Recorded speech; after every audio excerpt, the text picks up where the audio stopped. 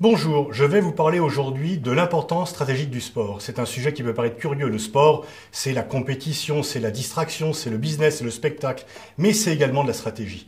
Depuis le départ, d'ailleurs, Coubertin veut réinventer les Jeux Olympiques dans un but stratégique, pacifier les relations internationales, mais également former physiquement la jeunesse française pour prendre la revanche contre l'Allemagne après la défaite de 1870. Parce qu'il avait compris que si l'armée française avait perdu contre l'armée allemande, c'est que celle-ci était mieux préparée. Et on a tous en mémoire, bien sûr, les Jeux Olympiques de Berlin, la Coupe du Monde 1934 en Italie, qui déjà a la première d'utilisation du sport au profit d'un régime, même si beaucoup de mauvaises interprétations sont faites de Berlin, parce que finalement Hitler a été humilié de voir Jesse Owens, un sprinter noir, remporter 4 médailles d'or, et surtout se lier d'amitié avec Dieter Lutz, un bon arien allemand, sauteur en longueur également, qui l'a enlacé dans la plus grande tristesse et colère d'Hitler.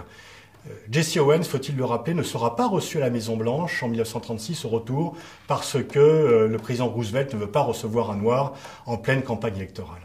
Les exemples historiques sont multiples, vous en connaissez certains. Mexico 68 avec les poings levés des 2 sprinteurs américains qui attirent l'attention sur la cause noire aux États-Unis. Mais venons-en à l'actualité plus précise, plus maintenant. Si le sport a pris encore plus d'importance aujourd'hui, c'est que sa médiatisation est beaucoup plus forte et que la puissance a changé de sens.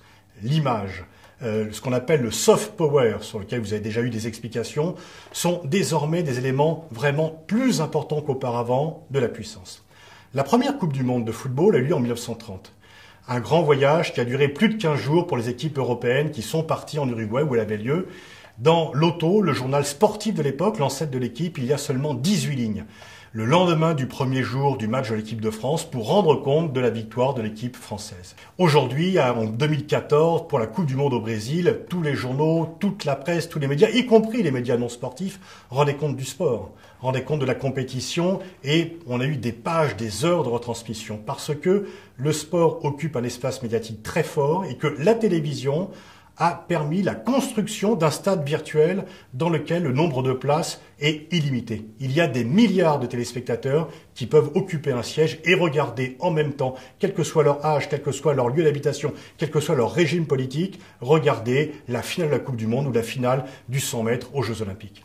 Et donc aujourd'hui, le sport est un élément essentiel de la puissance. Auparavant, la puissance était avant tout la puissance militaire, la puissance démographique, bien sûr la puissance économique.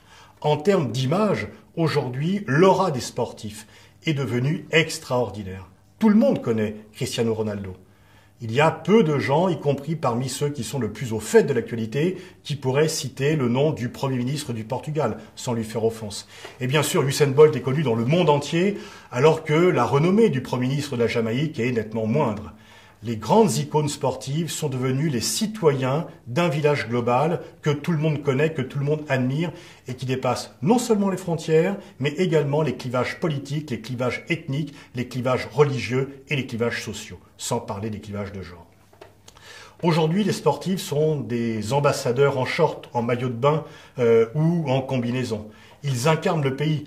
Tout le pays vibre. Là aussi, les clivages sont dépassés lorsque l'équipe nationale de football joue, lorsque un champion remporte une médaille, le pays entier se réunit et le prestige est énorme et il va bien sûr servir toute la population. Et bien sûr, un enfant ou un citoyen va admirer un sportif même s'il n'a pas sa nationalité. Et donc le prestige des sportifs rejaillit très largement au-delà des clivages stratégiques normaux. Et donc dans un monde globalisé où l'image, la réputation, le soft power est un élément essentiel du rayonnement d'un pays, eh bien finalement les sportifs d'un pays viennent au service du drapeau. Au cours de la guerre froide, États-Unis et Union soviétique rivalisaient en termes d'armes nucléaires, en termes de nombre de chars, de nombre d'avions, en termes de conquêtes dans le tiers-monde, de bases avancées, mais également en termes de médailles olympiques. On faisait le décompte Olympiade après Olympiade de qui avait le plus de médailles d'or et donc qui avait le meilleur régime. C'était une façon de communiquer sur la supériorité du régime capitaliste ou communiste vis-à-vis de l'autre par le fait qu'il permettait de remporter le plus de médailles. Aujourd'hui, la définition traditionnelle d'un État, que l'on apprend tous dans les manuels de droit international, c'est un gouvernement, un territoire, une population. Il faut ajouter une délégation olympique ou une équipe nationale de football. Et d'ailleurs, les jeunes États indépendants, soit à la suite de la décomposition d'empires, soit à la suite de la décolonisation, luttent à la fois pour avoir leur place à l'ONU, mais surtout à la FIFA, au Comité olympique international, parce que l'équipe olympique, l'équipe de football, elle est vue par tous les citoyens. Elle est dans le nation building beaucoup plus importante, beaucoup plus efficace, beaucoup plus effective et immédiate qu'une ambassade au siège des Nations Unies qui parlera moins à l'ensemble de la population, y compris dans les campagnes reculées. Et on voit que tous les États, à leur manière, ont une diplomatie sportive. Récemment, en France, Laurent Fabius, le ministre des Affaires étrangères, a nommé un ambassadeur pour le sport. Ce n'est pas un aficionado, il l'a fait de façon réellement rationnelle, en disant que le sport va augmenter, que la réussite sportive, que l'organisation de grandes compétitions va augmenter le prestige, le rayonnement de la France. On connaît le cas du Qatar, très petit pays assez riche qui mise beaucoup sur le sport pour exister sur la carte. Et regardez, avant le Qatar, depuis le début des années 2000, investit des milliards en France. Seuls les spécialistes de géopolitique avaient entendu parler de ce pays. En 2011, pour 70 millions d'euros, ils achètent le Paris Saint-Germain, club de Paris qui a la Tour Eiffel sur le maillot. Depuis, le nombre d'articles, de documentaires, parfois à charge, parfois plus élogieux, sur le Qatar est devenu sans commune mesure. Et donc, grâce au sport, le Qatar a obtenu une reconnaissance internationale que même sa richesse ne lui permettait pas et que sa taille et sa démographie ne lui permettaient en aucune façon. Les États-Unis ont aussi une diplomatie sportive, envoyé des champions dans des pays, et notamment sur le continent africain, pour populariser l'image des États-Unis. Et puis les Chinois, avec les Jeux Olympiques de 2008, c'était une façon d'être reconnu comme étant au centre du monde, comme étant pleine partie de la mondialisation et n'être plus le pays un peu humilié, un peu en dehors. Et les Jeux Olympiques de Pékin pour la population et le gouvernement chinois, mais également la population, a été le point d'aboutissement. Finalement, 2001, date importante pour la Chine, c'est à la fois la désignation de Pékin comme ville hôte des Jeux Olympiques de 2008 et l'entrée dans l'OMC.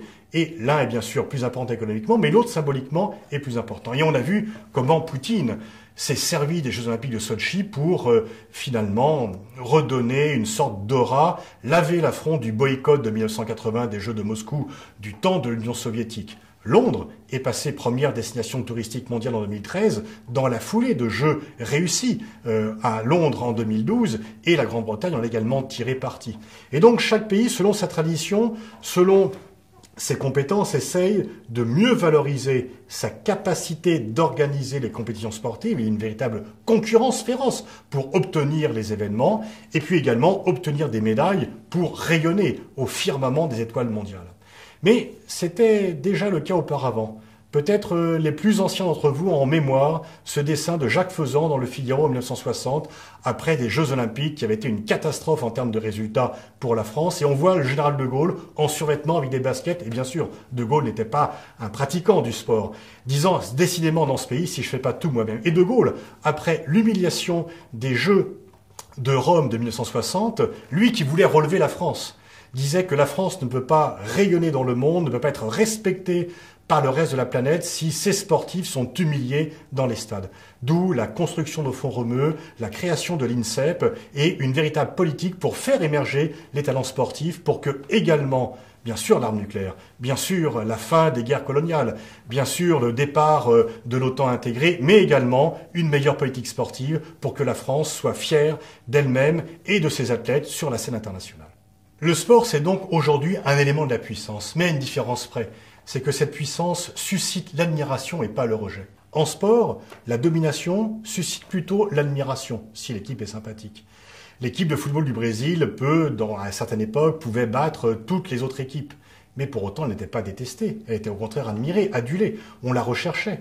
Un champion qui va écraser de sa classe et de ses performances les autres va être porté au pinacle. Alors qu'un pays qui domine trop les autres sur le plan économique, sur le plan stratégique, très rapidement, va susciter la jalousie. Donc le sport, c'est la puissance mêlée à de la sympathie, si bien sûr le sportif n'est pas trop arrogant et qu'il accepte parfois la défaite. Parce que en sport, les défaites ne sont jamais permanentes. On va rejouer le match, on va réaliser une compétition, on peut rêver à la revanche. Et c'est une façon de canaliser l'affrontement de manière pacifique. Certains disent que le sport suscite l'antagonisme entre les nations. Non, il permet de connaître les autres nations. Finalement, très souvent, un enfant aura la connaissance d'un pays étranger, tout d'abord par la nationalité d'un sportif qu'il admire, dont il a le poster dans sa chambre, dont il regarde les exploits à la télévision, dont il consulte sur des vignettes ou dans les magazines les photos et les exploits. Et donc le sport, c'est de la compétition, mais qui est régulée, qui est organisée, qui est arbitrée. Le sport n'est pas la guerre, c'est au contraire la sublimation de la guerre. Finalement, le sport permet une sorte d'affrontement symbolique qui est moins pénible que les autres, mais qui permet quand même aux nations d'exister et de rivaliser de façon finalement pacifique au final.